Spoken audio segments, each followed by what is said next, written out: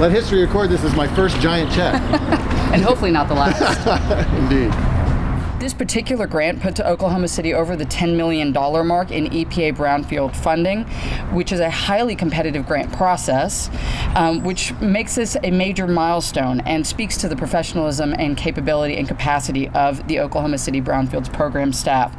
So I would like to express my gratitude and that of the EPA Region 6 office, as well as all of EPA, that we have the opportunity to work with such tremendous and effective partners in the mayor, Amanda, Gary, and we certainly look forward to seeing how this grant continues to help eliminate human exposure to lead and helps develop and grow the Oklahoma City economy. So thank you all very much.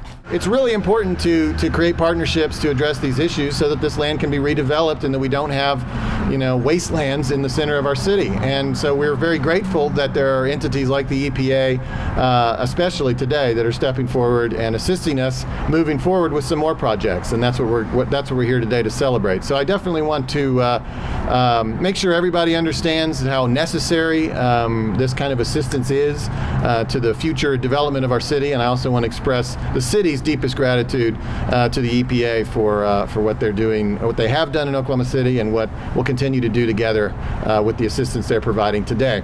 The Brownfield program has allowed us to do something here that we probably couldn't have done otherwise. It gave us some incentive and some early assistance to help move the project through. When we're finished, we'll have 31 affordable units here. This will be the first true mixed-use project like this in downtown Oklahoma City. It's probably what we're most excited about. So not only did the Brownfield program allow us to get to clean up a site, but it ultimately has led to people who otherwise couldn't have afforded downtown rents to be able to live downtown and experience and enjoy that lifestyle. 1, 2, 3, step! Yay! I'm going to take you on a bit of a history lesson. In 2001, Councilman Larry McAtee asked the leaders of all the neighborhoods in the Windsor area, what if? What if we continue the streetscape renovation that's begun on the east corridor of Northwest 23rd at the Capitol and continue it into the 23rd Street West corridor from I-23rd to the Bethany limit? And as they say, the rest is history. His vision became the catalyst for change.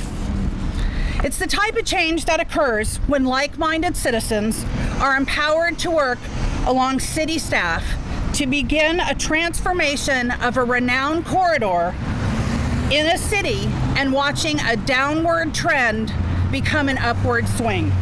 This is a thriving area and a thriving neighborhood. I think this project is really about just making sure that we maintain that. I mean, there's parts of town that would kill to have the development that you see behind me in that shopping center there, So we're trying here, I think, just to make sure that the Windsor area stays what it has been for a very long time, and it's kind of an established part of our city.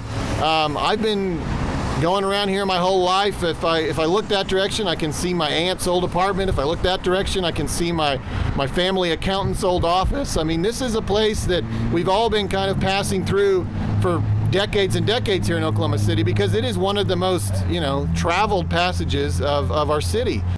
What you see today is what $13.2 million in taxpayer investment can do to an area, to say to the people in Oklahoma City, we think this inner city is important and we want to make sure that it's available for our children and our grandchildren. The streetscape's been a huge catalyst for much more than just a pretty street and pretty sidewalks and pretty lights. It's a sense of creating a sense of place for these communities to have ownership to and to be proud to say they live in the Windsor District.